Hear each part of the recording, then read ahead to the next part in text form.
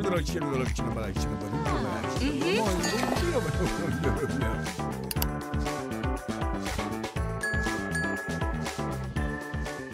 welcome to a new episode of Talk Turkey. Hello, Nevşin. Turkey is always full of surprises, sometimes good, sometimes bad. And we are here to talk about a good surprise, I guess, this time. I mean, good for the opposition, not that good, obviously, for the government. So Yeah. this is what we're talking about. After the presidential elections, Turks, especially people who are yearning for a change, were a little bit disappointed, actually, because with all this atmosphere, of that the opposition was to win, all these wins for change and everything, they became a little bit hollow because President Erdogan won the elections again. And what was surprising is that he won the elections with nearly 100% inflation. So this time, especially opposition constituents, they were a little disheartened with this election, to be honest. So there wasn't this much of excitement and whatnot. But surprisingly, election night, 31st of March, everybody was a little bit shocked because CHP, the main opposition party, won most of the municipalities in Turkey. When I mean most of the municipalities, look, the biggest cities, Istanbul, Ankara, İzmir, Antalya, Mersin, Adana, Balıkesir, Bursa, the heartlands of industry, where most of the production goes on, are won by CHP. That has been literally a big surprise. I'm doubting if CHP was expecting this much. People were making a lot of jokes, even like most conservative cities like Kastamonu, for example. CHP won Kastamonu after I think CHP was never empowering Kastamonu ever, for the last 90 years. Or even, I don't know, like cities like Çorum in the Anatolian heartland. So CHP won all these cities. This is a big change. This is a big shift. According to some, this was what was supposed to happen in the 14th of May, actually. This change was to come back then, but because of different dynamics, to some, because of the opposition's candidate, Mr. Kemal Kılıçdaroğlu, this did not happen. So this was awaited, actually. This is what was supposed to happen, according to some. This is the expected result. But according to some, which I mean the government pundits and the government, Mr. Erdogan stated also so, this is just a local election. So the candidates in the local level, they play a big part. If you basically show the right candidates, if you play on them, then you can win. So this does not mean a general election. This is just a local election. So it doesn't mean that AK Party is losing. Some people say that. Some people say, well, this is the change, and after that it's downhill for AK Party. This is how some people comment. I don't know. What's your comment? I mean, certainly it's a tremendous success for CHP. We need to recognize that fact. I mean, it is the first time largest party since 1977. So that's big. And you said it's majority of the cities, but maybe one more statistics that would make it even clearer the importance of this victory. Those cities represent actually 62% of Turkey and 73% of Turkey's GDP. So it is really big. And obviously there are other conditions and reasons, maybe also related to AKP's mistakes, but we should recognize the fact that this was, first of all, a success for the CHP, and especially considering also the unfavorable and unjust conditions, because we are still talking about, to a large extent, free elections in Turkey, as we discussed before, but the conditions are definitely not just and fair. As you said, also opposition voters, I mean, they were not extremely motivated. They were actually very disappointed after 2023 elections. So considering all these conditions, and I think it's an incredible success. And what CHP really did for this success, I think that's the point we need to understand. And many people didn't really get that also in Brussels. I think CHP made good use of the political developments, and they positioned their candidates in many cities as the only candidate, only opposition candidate who would succeed against government's candidate. So they really use this sort of alliance with the opposition voters, actually, because we discussed in the last episode that there are no electoral alliances in this one, so there's going to be a challenge. But rather than this alliance, I think CHP did something really good. They really played with this fact that so many people are actually, their main political position is not pro something, but against AKP. And I think they used this very well by positioning those candidates as the ones with the potential to win. So that many opposition voters, they thought that, okay, we need to support CHP so that we get rid of the AKP's candidate sort of strategy. So it is also thanks to, I think, the fact that Turkish voters are actually very experienced. They are experienced voters. Maybe there are major problems in Turkey in terms of democracy, but we still have a long history of democratic experience in elections. And as Turks really like politics, elections and all, I think such a strategy could work because they are also used to this sort of like tactical voting, understanding the dynamics and deciding accordingly. So that was also partially this. And also the candidates, I think they were generally good and competent, of course, apart from a few major mistakes, such as Hatay. And that's why probably CHP also lost there, among other problems, of course, in the city. There are also many women mayors now, mostly from CHP. That's also a very good development. 11 provinces and 64 districts have women mayors now. It's a major change from the previous elections. Of course, it is still not enough, but I think it is certainly a good step in the right direction as well. And one more, probably last but very important point is also, I think, that was a change in CHP. Ekrem İmamoğlu, after 2023 elections, he said something along these lines, that you cannot expect different results by doing the same again and again. So there was a leadership change, and the CHP could also show people that it's a party ready to change and make a different future for itself. I think this message also was perceived well, this message of change, younger people, younger generation. Now we are seeing CHP basically run by Ekrem İmamoğlu and Özgür Özel. They are relatively younger figures in Turkish politics as well. And they are also, I think, doing something much more different because they are not using any polarizing narrative. They are avoiding really direct conflicts, confrontations, tension. And they have positive language to reach out to voters from different backgrounds. And it works because it also shows that when you do the right things, you can change certain dynamics. Maybe the government has been playing this very well, all this polarizing narrative, especially before elections, but you can change this dynamic. So I guess these were the points playing in CHP's favor. But then there are also, I guess, problems at the AKP side because not only CHP won, but AKP lost. Do you agree? Yes, I do agree. Actually, AK Party is trying to downplay that. Both AK Party and MHP, I mean, the main two parties of the government or the governing structure, whatever. So what they say is both Erdogan and Bahçeli said that.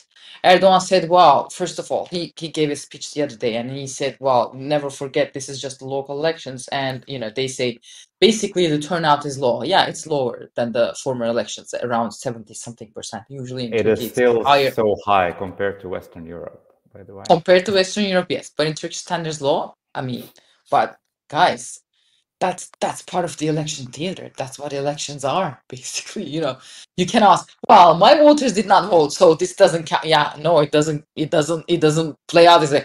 How this plays out is your voters did not turn out because they did not want to vote for you. So that's included. That's included in the calculations. So I mean, it's amazing, actually. I mean, that night, very night, election night, Erdogan came up and he actually congratulated the opposite. Like he said, I congratulate everyone who won the election, whatnot. And he said this shows how strong the democracy in Turkey is, how strong the democratic institutions are. So he kind of wanted to use that because he's being criticized as being a liberal leader, nearly a dictator. One, he's used this opportunity to show that he's not a dictator. Actually, I am a democratic leader. Well, when the opposition wins, they win. I congratulate them. But then now, what he's trying to do is he's trying to pull his party together because listen. Right-wing parties in Turkey are interesting. They have always been person-based, right? Like they are based on person cults. You know that as well. This is the tradition in Turkish right. Like we have leaders like Demirel, Özal, and once they're gone, the parties are gone. And these center right wing parties are strong as long as they win the elections. Unlike CHP, CHP is the founding party of Turkey. They are there no matter what. They sometimes win, they sometimes lose. I remember the times CHP was under the threshold. I mean, but it doesn't. They're still there. The leaders change. The leadership changes. The leading group changes. It doesn't matter. CHP will always be there. This doesn't go like that for right-wing parties. Right-wing parties are there as long as they win. Once they start losing, they're gone. Like the constituents, CHP constituents are loyal to CHP. If they would vote for CHP no matter what. This does not go for right-wing voters. They're like, okay, as long as you win, we're with you. Once you start losing, we look for alternatives. What's interesting this time is like, as you said, CHP start changing their discourse, how they position themselves, and also the candidates in the big cities like Ankara and Istanbul. They are CHP candidates, but they could very easily be centrist political characters. Standard AK Party voters are not timid to vote for these guys. They're not that edgy. They're not that polarizing figures. They're rather bridging figures. This is the new leader of CHP, a younger guy who runs marathons and whatnot, and everybody knows Ekrem İmamoğlu. He totally is a bridging figure. You see that night, 31st of March, he's there with his party, his family. He came up with his family. Looks like you see very urban family with young kids, blonde wife and everything. They look very, quote European, so to say. But Ekrem İmamoğlu, when he needs to, he goes to the mosque, does like a Friday prayer. That like doesn't care. You could see him both drinking his wine and then doing his prayer. Similar with Mansur Yavaş, the Ankara candidate. Özgür Özel is very dynamic, so they're symbolizing the change. I was thinking every 20 years we have the same pattern. So every 20 years we have a party or a group who come to power, and they try to grab on the power because they start thinking if we go, Turkey will collapse. No, Turkey will never collapse. Turkey is a mid-sized power in the Eastern Europe, has a tradition of democracy, but Turkey will always be here. But then people or the parties who grab onto power, they start being the status quo themselves, and then they're being ousted with a crisis. We're seeing this pattern all the time. AK Party, remember 20 years ago, AK Party was a symbol of change, something new in Turkey, democracy, flourishing, this and that. Now it's vice versa, basically. Mr. Erdogan, what made him? I think he's in the losing trend right now. What makes him lose is he became the status quo himself, and with this presidential system, actually, AK Party does not matter anymore. He is governing Turkey with the bureaucracy. So it's like it's old, it's big, and it's unchangeable. Basically, that's how it looks. That kind of also made him lose, and also candidates. But why those candidates? Because in the AK Party, there are no younger, dynamic figures that will just run around in the cities and talk to young people, give them hope, and give them a perspective. It doesn't exist anymore because the party is weakened because of the presidential system and what Erdogan had in his mind. So there is AK Party and Erdogan's palace. Now there is a rift between them, and this does not make Erdogan stronger in the longer term. It made Erdogan and the power structure actually weaker in a sense. And one thing, I mean, you said about Erdogan recognizing the results and all. It also shows that actually, I mean, the election night, like I received a few calls from European journalists. They were like asking, yeah, this is an incredible victory, but is President Erdogan going to recognize it? Like, what do you mean? So this is also showing the level of understanding or confusion about the system in Turkey. Yes, we are not talking about a Western-style democracy here, but we are not talking about like a country like Russia or Belarus either. So there are certain dynamics, certain standards, and you cannot go beyond them. I mean, they did certain things. For example, in the last municipal elections, the Istanbul election was like cancelled the first time. But there are limits to this. Like you cannot really, especially seeing such a big victory for the opposition, you cannot really say that no, I'm not recognizing it. That's certain. And also the second point about claiming that this is just municipal elections, I think there as well there is a problem, because if it was just a municipal election, why President Erdogan was campaigning all around Turkey, especially Istanbul? That was more than actually municipal elections. They really wanted to win, especially Istanbul, but they couldn't succeed. So this also shows that that was a test for the government, that was a test for the president, and they failed. And I think one principal reason also this one strong man phenomenon, because when it works perfectly. But then there are also disadvantages of it, because in the party now, there's Erdogan, and then there are others. There's no one else who can be strong, charismatic, young, dynamic, who can be really very, very popular all around Turkey. So that was a challenge, I think, for the AKP, because they couldn't really find those amazing mayor figures. Like none of those candidates were really exciting people. So this was the consequence. But I think when we talk about losers, we need to talk about winners too. And I believe the Istanbul Mayor İmamoğlu is definitely the winner of the election, because especially in Istanbul, that was a difficult campaign period. I mean, he didn't only win against the AKP candidate, but he won against the whole government, including President Erdogan. They were all campaigning around Istanbul. They were really doing a lot, actually, to win back Istanbul, because that's obviously very important, and not only symbolically. So, of course, this makes İmamoğlu the most popular, probably, political figure in Turkey now, and many people believe that also is going to be the candidate of the opposition in the next presidential elections. Of course, we still have 4 years, and it's a very long time. We'll see. But at the moment, he's definitely the one with the best chance. And he seems to have a lot of popularity as well, because I think the party chair, Rizal, he played a role as well, but they did this together. I mean, I don't think İmamoğlu only won the elections in Istanbul, but I think his approach was really important for winning this election all around Turkey as well. So we cannot deny this fact. And he did that by not polarizing, but he did that by really creating a new mood, a positive one, some sort of giving a hope to live together. Because this tension, I think people are really, they have enough with that, but they just didn't know what to do with this. Like, you vote for AKP for 20 years, and it's not that easy. We need to understand that too, like changing that path.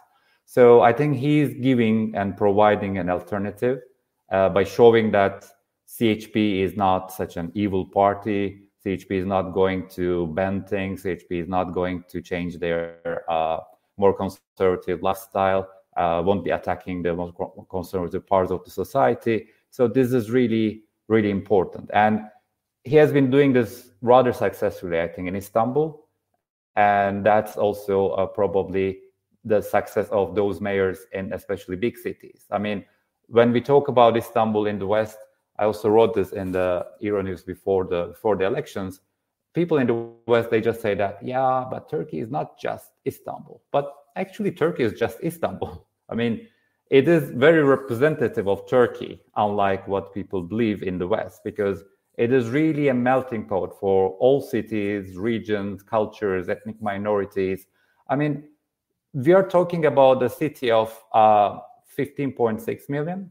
By the way, it is bigger than 20 of 27 EU member states. That's also very important. And 13 million of them, they have their family registries in another city. That means that they are actually coming from an Anatolian background, and all cities from all regions are represented. So in a way, that's also why it is very more than symbolic to win Istanbul, but also it shows a lot that if you can win there, especially in certain municipalities, more conservative ones, then you can win everywhere. That is true, actually. Yeah, İmamoğlu brought this dynamism, I'd say, and he had been a catalyzer for other Anatolian cities also. That's totally a fact, you know. I mean, he's a Erdogan is a political animal. You always say that. Ekrem İmamoğlu is a political animal also. And you know, when we talk about democracies, and as far as I understand, that's also a discussion point in Europe. You know, we talk about institutions, how important institutions are, and this and that. Well, there is that, but there'll always be this leader figure. I understand to at least catalyze the institutions and everything. So even though you have the strongest institutions and the oldest democracy, there'll still be a leader element. I understand, because you know, so opposition tried that in the 14th of May, like the presidential elections. Their idea was like, okay, so we're going to come up with such a good plan. You know, who the candidate will not matter. It always does, because leader symbolizes something, basically. The leader symbolizes maybe a vision, you know, at least. So yeah, leader figure had been important. But then these local elections, the win in these local elections could both be an advantage and disadvantage for the opposition. How? Because Turkey is going through a really big crisis. We still have really high inflation. Erdogan is continuing with the austerity measures with Mehmet Şimşek, the finance minister. Mehmet Şimşek is being trusted by the international investors and international financial institutions. So he's like a guarantor of the existing rational economic policies. And Erdogan states every time that you know, austerity is here to stay. Rational economic policies is here to stay. So it's going to be a really rough 2 years for Turkey. Austerity is going to hurt all of us. It started hurting all of us, basically. It's going to hurt Turkish businesses, especially smaller businesses. So there will be an economic cost. That's why Erdogan does not want to go for early elections, no matter what. He rather wants a constitutional change. And I think rather than a referendum for constitutional change, he's going to want to do that in the parliament without taking it to referendum, because elections or any sort of electoral process means that you know, applying austerity is hard. So he has to escape from that. So And it's also a major risk. I mean, if he it's a loses major one risk. referendum on top of this local Exactly. He election. does. Exactly. If he loses also. So he does not want that. He's going to want to cooperate somehow with the opposition to change the constitution. So the opposition has to be really clever this time. They have to play this like a chessboard, basically. And what they need is they need to use these municipalities basically to serve people as good as they can, to apply basically, in a sense, social democratic policies as much as they can to help people go through these austerity measures and tough times. And they could really use this period to build on something bigger for the approaching general elections, I'd say. Yeah. And there are challenges, I think, for both sides. For CHP side, yes, now they're successful. They are the number one party, but they need to show success, especially in the new cities. And under the circumstances, it's also not so easy because they won't be getting a lot of support from the central government. That's clear. So they need to manage this well somehow. But I think challenges are much bigger for the government. I mean, as you said, the economy, I mean, even with the austerity measures, even if you do everything perfect in terms of economy policies, I don't believe that the problem is about economy anyway. I mean, you cannot solve this issue only through economic policies. You need to change certain dynamics, which would need more democracy, more transparency, more predictability, more rule of law. And I cannot see this happening. So as long as they cannot do this, I mean, it's very difficult to change dynamics in terms of the situation of the economy. And the other problem is, I think, also this entire dilemma of preparing the party and Turkey for the post-Erdogan time. So we don't know if he will rerun again. Normally, constitutionally, is not possible, but he can still try. Also through the snap elections, that can be possible constitutionally. But in any case, maybe one more time, but still Erdogan needs to prepare the party for post-Erdogan time. And we don't really see this, and we cannot really grasp who can do that as successfully as he has been doing. So that's going to be a major challenge, I think, for the future and even for the survival of the AKP, because we see that even now a small Islamist party, they have been really making their job very difficult because, of course, when you try to put yourself as a party which is both central right, both Islamist, both nationalist and all, there are always real versions of those parties. And then an Islamist party, a real one, can say that, no, we are the real Islamist one. And there are quite a few who can say that we are the real nationalist one. So that's going to be a major challenge, especially without Erdogan. I don't know who can really keep AKP as strong as today. Yeah, no one. I mean, we don't like in AK Party, we don't have such a figure. You know, post Erdogan, it's really hard to foresee post Erdogan AK Party or even. But post Erdogan, if CHP wins, it's easy. There are a lot of figures. There Ekrem İmamoğlu, there is Mansur Yavaş, there is Özgür Özel. You can literally see the cadre that could govern Turkey. In AK Party, it doesn't exist. You know, as I said, you know, AK Party is really insignificant. There are bureaucrats around it, and there are. Being a bureaucrat is totally different from being a politician. You know, it's really it's their main challenge. Basically, it's like, so to say, Erdogan dug his own grave with this presidential system. He tried to separate his presidential palace from the rest of the politics and started making him weaker in a sense. So what Erdogan is going to try to do is, I think he's going to try to increase his international profile.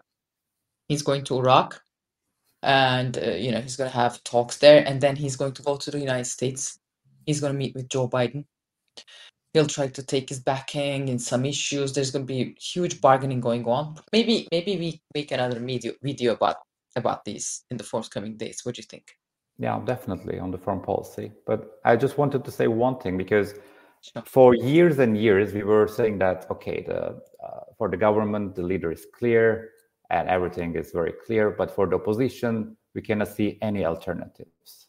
For, I think, very, very long time we have discussed this in Turkey. And this shows, in a way, CHP's success, that now we can talk about quite a few alternatives. Like, if İmamoğlu doesn't work, there is Mansur Yavaş. If Mansur Yavaş doesn't work, there's Özgür Özel. There are also newly ones coming out, even some of those women mayors, for example, the one in Üsküdar, Sinem Dedetay. So there are many alternative future leaders, and quite young and dynamic as well. They are all in CHP at the moment. So that's also, I think, one of the big advantages. And having said that, I think definitely we should discuss the foreign policy conclusions and consequences of this probably in the next episode. Let's do that next time.